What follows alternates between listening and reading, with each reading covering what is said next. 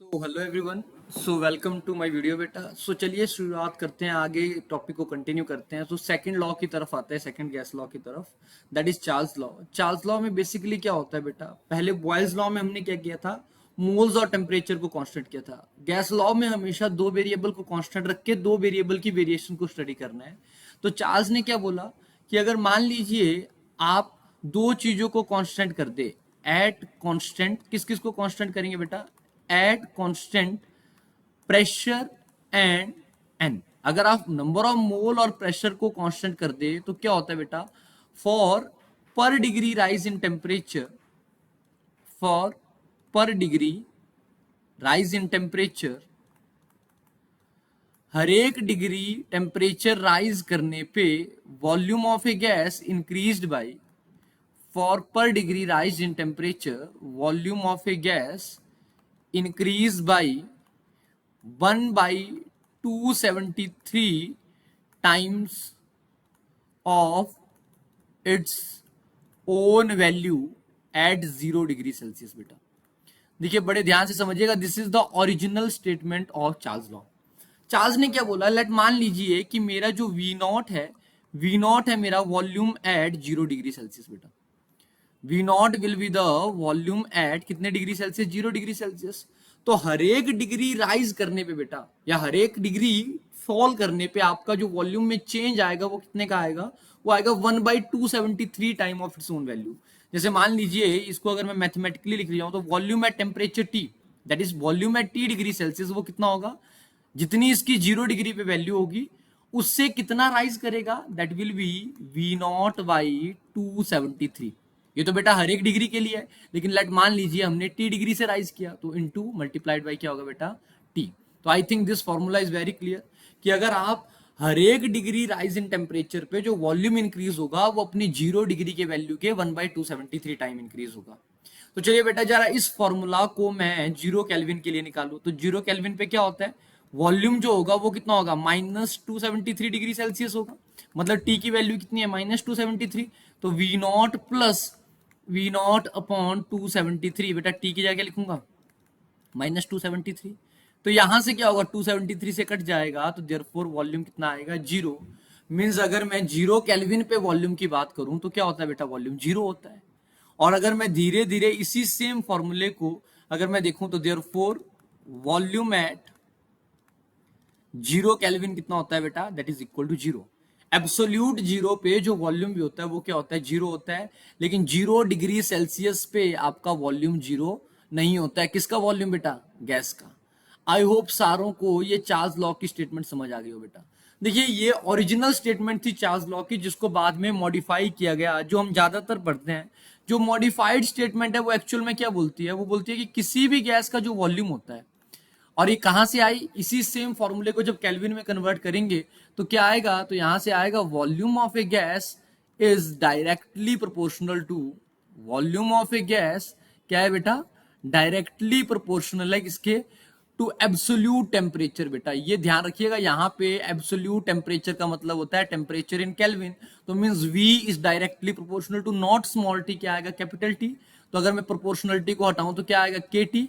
तो अगर मैं लिख सकता हूं V1 upon T1 is equal to V2 upon T2। मतलब अगर मुझे एक टेम्परेचर पे वॉल्यूम गिवन है तो मैं दूसरे टेम्परेचर पे वॉल्यूम फाइंड आउट कर सकता हूं। बहुत इजी, जैसे हमने P1 V1 is equal to P2 V2 के बेस क्वेश्चन किए थे, सिमिलर क्वेश्चन यहाँ पे भी फ्रेम किए जा सकते हैं। वो हम बिल्कुल गैस लॉ के एंड में डिस्कस करेंगे, क्योंकि इस पे जो क्वेश्चन बनता है उसके लिए पहले आपको कंटेनर को समझना पड़ेगा। ये भी तो समझना बहुत इंपॉर्टेंट है ना। देखिए बॉयल्स लॉ तो बहुत इंपॉर्टेंट है, वहां पे तो इजीली समझ आ जाता है कि सर टेम्परेचर कांस्टेंट तो बॉयल्स लॉ, कंटेनर क्लोज। लेकिन ये कैसे समझ आएगा कि सर चार्ल्स लगेगा या गेल-लुसैक लगेगा, ये कौन सा लॉ लगेगा, ये समझने के लिए हमें कंटेनर का टाइप समझना बहुत इंपॉर्टेंट है। तो अभी तो बेटा मैं बस डेफिनेशन पे आ रहा हूं। यहाँ पे देखिए अगर मैं ग्राफिकल एनालिसिस की बात करूं, अगर मैं चार्ल्स लॉ के ग्राफ बनाने जाऊं बेटा, तो सबसे पहला ग्राफ बेस्ड क्वेश्चन यहाँ पे बहुत इंपॉर्टेंट हो जाता है। अगर मैं ग्राफ ऑफ चार्ल्स लॉ की बात करूं तो चार्ल्स लॉ के ग्राफ में सबसे स्पेशल पॉइंट क्या है बेटा, देखिए यहाँ पे सबसे पहला सिंपलेस्ट ग्राफ किसके अलोंग बन सकता है, बी और टी का। देखिए पेपर वाला मेंशन नहीं करेगा लेकिन बोलेगा वी और कैपिटल टी। तो आपको समझ आ रहा है कैपिटल टी वाला फॉर्मूला कौन है, V is equal to k T. तो मीन्स ग्राफ क्या होगा बेटा, जीरो इंटरसेप्ट के साथ y is equal to m x plus c, c की वैल्यू कितनी है, जीरो, मतलब इंटरसेप्ट जीरो है, और यहाँ पे जो स्लोप होगी बेटा ये कितनी होगी, k होगी। लेकिन अगर यही सेम क्वेश्चन बेटा v और t का पूछता, लेकिन आपको क्या देता, आपको ग्राफ देता स्मॉल t के अलावा, तो देखिए यहाँ पे समझना बहुत इंपॉर्टेंट है कि 0 डिग्री सेल्सियस, देखिए टी का मतलब होता है डिग्री सेल्सियस और कैपिटल टी का मतलब क्या होता है, केल्विन। 0 डिग्री सेल्सियस पे वॉल्यूम जीरो नहीं होता। अगर ऐसे समझ नहीं आ रहा है बेटा तो देखिए फॉर्मूला होता है V at T is equal to V naught upon 273 T degree, यही होता है। तो बोलिए ये तो आपका y है, ये आपका क्या है बेटा, ये आपका x है, तो therefore y is equal to V naught positive है ना, तो y is equal to m x plus c. और अगर आप देखेंगे जहां पे ग्राफ जीरो को टच कर रहा है उस टेम्परेचर को हमने पहले भी कैलकुलेट किया था, that is t is equal to -273 degree Celsius, और you can write it as 0 kelvin. I hope सारों को समझ आ गया हो। दिस इज बेटा graph of b versus small t. I hope सभी को ग्राफ बेटा मैथमेटिक्स यूज करके डिफरेंट डिफरेंट ग्राफ तो बनाए जा सकते हैं, जैसे log V versus log T, या आपको दिया हो वी वर्सेस टी स्क्वायर, तो वो ग्राफ तो सारे आप प्लॉट कर ही सकते हैं। लेकिन हाँ, these two graph are very very important, और मैं एंड में सारे ग्राफ को एक साथ डिस्कस भी कर लूंगा कि कैसे मैथमेटिक्स को यूज करते हुए ग्राफ बनाए जाते हैं। तो देखिए आई होप सारों को चार्ल्स लॉ की बेसिक सी डेफिनेशन बेटा, देखो जब कभी भी हम ये फॉर्मूला लगाएंगे v1 upon t1 is equal to v2 upon t2, तो ध्यान रखिएगा these t1 and t2 should be in Kelvin, क्योंकि ये जो मॉडिफाइड फॉर्म है इसमें जो टेम्परेचर है वो किसमें होना चाहिए बेटा, केल्विन में ही होना चाहिए, उसको आप डिग्री सेल्सियस में पुट नहीं कर सकते। ये बात को प्लीज ध्यान रखिएगा। देखिए वॉल्यूम में एसआई यूनिट लो चाहे ना लो कोई फर्क नहीं पड़ता, वॉल्यूम में दोनों यूनिट सेम होनी चाहिए। लेकिन हाँ, जब आप टेम्परेचर की बात करेंगे तो टेम्परेचर आपका केल्विन में ही होना चाहिए। डिस्कस करेंगे कुछ क्वेश्चन नेक्स्ट लेक्चर में बेटा। अभी मैं नेक्स्ट लॉ की बात करता हूं, दैट इज गेल-यूसेक लॉ। गेल-यूसेक क्या होता है, जैसे पहले हमने चार्ल्स लॉ में देखा क्या क्या कांस्टेंट था बेटा, आपका प्रेशर और टेम्परेचर कांस्टेंट था। यहां पे जो दो वेरिएबल कांस्टेंट है वो है आपके v एंड t। अगर मैं वॉल्यूम और टेम्परेचर को कांस्टेंट कर दूं तो चार्ल्स ने क्या बोला, जो प्रेशर होगा बेटा किसी भी गैस का, pressure of a gas increase या इंक्रीज और डिक्रीज, देखिए डिक्रीज भी हो सकता है अगर टेम्परेचर डिक्रीज करेंगे, इंक्रीज और decrease by 1/273 time of its own value at 0 degree Celsius for per degree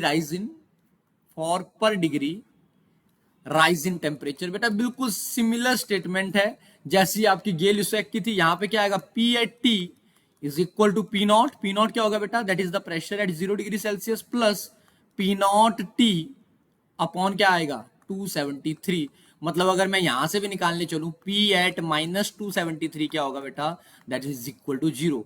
similar जैसे हमने कहां पे किया था, चार्ल्स लॉ में किया था, वैसे ही सेम यहां पे भी आएगा P at -273 degree Celsius is equal to 0।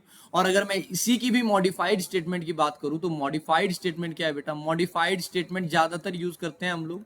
अगर मैं मॉडिफाइड स्टेटमेंट की बात करूं तो मॉडिफाइड स्टेटमेंट बहुत इजी है। वो क्या बोलती है कि किसी भी गैस के लिए at constant V and T, अगर मैं V और N को कांस्टेंट कर दूं तो जो प्रेशर ऑफ ए गैस होता है बेटा, जो प्रेशर ऑफ ए गैस होता है that is directly proportional to, ये ध्यान रखिएगा, it is directly proportional to absolute temperature. मतलब P is directly proportional to T, P is equal to क्या आएगा बेटा, KT, means P1 upon T1 is equal to P2 upon T2। ये formula अपन लोग directly use कर सकते हैं to solve the numerical. I hope सारों को ये मॉडिफाइड स्टेटमेंट समझ आ गई बेटा। अगर मैं नेक्स्ट टॉपिक की बात करूं, वही सेम टॉपिक यहां पे भी क्या बना सकते हैं बेटा, ग्राफ बना सकते हैं। और अगर मैं ग्राफ सेक्शन की बात करूं तो अगर मैं ग्राफ को डिस्कस करूं तो ग्राफ बेटा बिल्कुल सिमिलर होंगे। अगर मैं P वर्सेस कैपिटल T का बनाऊंगा तो वो ओरिजिन से स्टार्ट होगा, और वही ग्राफ अगर मैं P वर्सेस स्मॉल t का बनाऊंगा तो वो ग्राफ कहीं नेगेटिव एक्सिस पे जाके दैट इज -273 पे जाके आपका ये ग्राफ क्या करेगा, जीरो को टच करेगा। अगर बेटा किसी ने गलती से स्लोप पूछ ली तो स्लोप कितनी आएगी, P0/273। कहां से आई, that is from the original statement of Charles law या sorry Gay Lussac law. I hope सभी को गेल-यूसेक लॉ समझ आ गया हो बेटा। अब लास्ट लॉ की बात करते हैं, दैट इज एवोगैड्रो लॉ। देखिए हर एक गैस लॉ में आपके दो वेरिएबल क्या है, कांस्टेंट है। पहले हमने टेम्परेचर और मोल को कांस्टेंट किया, फिर हमने किसको कांस्टेंट किया, मोल और प्रेशर को, फिर किया मोल और वॉल्यूम को। अब यहां पे जो बात करेंगे बेटा, यहां पे हम प्रेशर और टेम्परेचर को कांस्टेंट कर देंगे। अगर हम गैस के लिए प्रेशर और टेम्परेचर को फिक्स कर दें तो जो वॉल्यूम होता है गैस का, it is directly proportional to number of mole. जितना ज्यादा आप गैस का अमाउंट लेंगे उतना ज्यादा उसका क्या होगा, वॉल्यूम होगा। मतलब यहां से लिख सकते हैं V is equal to K N बेटा। देयरफॉर V1 अपॉन N1 बेटा, V1 upon N1 is equal to V2 upon N2 बेटा। इस लॉ की एक और स्टेटमेंट होती है कि equal volume of all gases contain equal number of molecule. अगर देखो V1 और V2 सेम होगा तो N1 और N2 भी क्या होगा, सेम होगा। और अगर किसी के नंबर ऑफ मोल सेम है तो उनके क्या होंगे, नंबर ऑफ मॉलिक्यूल भी सेम होंगे। चलिए फॉर एग्जांपल क्या बोला मैंने, स्टेटमेंट का मतलब समझते हैं। जैसे मान लीजिए मेरे पास 10 लीटर O2 है बेटा, और मेरे पास यहां पे 10 लीटर ही CH4 है। दोनों गैस हैं बेटा, और लेट मान लीजिए दोनों का प्रेशर और टेम्परेचर फिक्स है, और दोनों का प्रेशर और टेम्परेचर क्या है, सेम है। तो यहां पे जितने मॉलिक्यूल आपके 10 लीटर O2 के अंदर किसके होंगे बेटा, नंबर ऑफ मॉलिक्यूल ऑफ जो O2 होंगे बेटा, number of molecule of O2 is equal to number of molecule of CH4। Reason, क्योंकि अगर वॉल्यूम सेम होगा तो बेटा उनके नंबर ऑफ मोल सेम होंगे, और मोल से मॉलिक्यूल जाने के लिए तो मल्टीप्लाई बाय एवोगैड्रो नंबर ही किया जाएगा। लेकिन क्या नंबर ऑफ एटम भी सेम होंगे बेटा, दे मे और मे नॉट बी सेम। अगर दोनों गैस की एटोमिसिटी मींस कितने नंबर ऑफ एटम से गैस मिलके बनी हुई है, अगर वो सेम है तो हम बोलेंगे नंबर ऑफ एटम सेम होंगे, otherwise number of atom same नहीं होंगे। देखिए यहां पे नंबर ऑफ एटम सेम नहीं है, क्यों नहीं है, number of atoms of O2 वो क्या होगा बेटा, इसका जस्ट कितना होगा, देखिए यहां पे अगर मैं यहां से देखूंगा नंबर ऑफ एटम, अगर यहां देखिए ये 2 है, ये कितने हैं, 5 है, तो O2 के कितने होंगे बेटा, 2/5 टाइम होंगे। Number of atom in O2 is 2/5 time of number of atom in CH4। आप यहां से देख भी सकते हैं इजिली, ठीक है, ये लिखने की जरूरत नहीं है। देखिए नंबर ऑफ एटम मे और मे नॉट बी सेम, लिख देता हूं यहां पे पॉइंट, नंबर ऑफ एटम्स मे और may not be same. I hope सभी को समझ आ गया हो बेटा। एवोगैड्रो लॉ बड़ा इजी सा लॉ था। अब नेक्स्ट लॉ की बात करते हैं बेटा, that is combined gas law. देखिए अभी तक सारे के सारे जो बेसिक गैस लॉज थे उन सारों में क्या था, आपके दो वेरिएबल फिक्स थे, दो वेरिएबल वेरी हो रहे थे। लेकिन कंबाइंड गैस लॉ का मतलब क्या है बेटा, यहां पे only one variable is fix. और वो भी अगर मैं आपको बात बताऊं जो मेनली किताबों में लिखा जाता है, लेकिन ऐसा जरूरी नहीं होता वही हो, लेकिन only one variable is fix. अगर सिर्फ एक ही वेरिएबल को कांस्टेंट कर दे, और जनरली हम कांस्टेंट करते हैं किसको, for mole, for fix number of मोल। अगर मैं फिक्स नंबर ऑफ मोल की बात करूं तो क्या होगा बेटा, that is PV upon T is equal to constant बेटा। जो PV अपॉन T, और यहां पे ध्यान रखिएगा this T is absolute temperature, तो therefore P1 V1 upon T1 is equal to P2 V2 upon T2 बेटा। लेकिन अगर लेट मान लीजिए किसी सिस्टम के लिए टेम्परेचर कांस्टेंट है और नंबर ऑफ मोल वेरी कर रहे हो, तो वहां पे ही हम सेम ये फॉर्मूला यूज कर सकते हैं, P1 V1 upon N1 is equal to P2 V2 upon N2। देखिए इसको भी कंबाइंड गैस लॉ ही बोलेंगे। कंबाइंड गैस लॉ का मतलब क्या होता है कि यहाँ पे बेटा हम लोग बात कर रहे हैं तीन वेरिएबल वेरी कर रहे हैं और एक वेरिएबल आपका क्या है, फिक्स है। तो लास्ट टॉपिक आज के लेक्चर का, that is ideal gas equation बेटा। ये बस बिल्कुल थियोरेटिकल सा लेक्चर था, नेक्स्ट लेक्चर में विल बी वेरी इंटरेस्टिंग, बहुत अच्छे क्वेश्चन करेंगे हम उसमें। लेकिन अभी तो आइडियल गैस इक्वेशन का बेसिक्स आइडिया, अगर मैं सारे के सारे गैस लॉ को कंबाइन कर दूं बेटा, तो उनको कंबाइन करके जो इक्वेशन बनेगी उसको क्या बोलेंगे, that is called ideal gas equation. देखो अगर मैं सारे गैस लॉ को कंबाइन करूं तो यहां से क्या बन रहा है, P and V is directly proportional to N। तो देखो P और V दोनों क्या है बेटा, कांस्टेंट है, और PV के दोनों के टेम्परेचर क्या है बेटा, डायरेक्टली, और मोल्स भी क्या है, डायरेक्टली है। तो PV is directly proportional to NT बेटा। अगर मैं प्रोपोर्शनलिटी को हटाऊं बेटा, इन सारे कांस्टेंट को हटाने पे जो एक कांस्टेंट आता है उसको बोलते हैं gas constant, that is PV is equal to NRT। This equation is called ideal gas equation. ये जो R है बेटा, R को बोला जाता है यूनिवर्सल गैस कांस्टेंट। R क्या होता है, यूनिवर्सल गैस कांस्टेंट। और R की जो वैल्यू होती है, देखो SI में वैल्यू होती है 28.314 joule per kelvin per mole. These value are very very important बेटा। देखिए ये वैल्यू तब यूज की जाती है जब प्रेशर किसमें हो बेटा, प्रेशर इन पास्कल। देखिए ये एसआई वैल्यू है तो प्रेशर पास्कल में हो, और वॉल्यूम किस में हो बेटा, volume should be in metre cube, तब हम इस वैल्यू का यूज करेंगे। और टेम्परेचर तो बेटा PV is equal to NRT में हमेशा ही केल्विन में होगा। देखिए आर अगर प्रेशर एटीएम में है तो हम यूज करते हैं 0.0821 लीटर एटीएम मोल इनवर्स। देखो अब आपको यूनिट से ही पता लग रहा होगा कि ये वैल्यू कब यूज की जाएगी, जब वॉल्यूम लीटर में हो, प्रेशर किस में हो, एटीएम में। आर की एक बेटा वैल्यू और होती है 0.083 लीटर बार मोल इनवर्स केल्विन इनवर्स।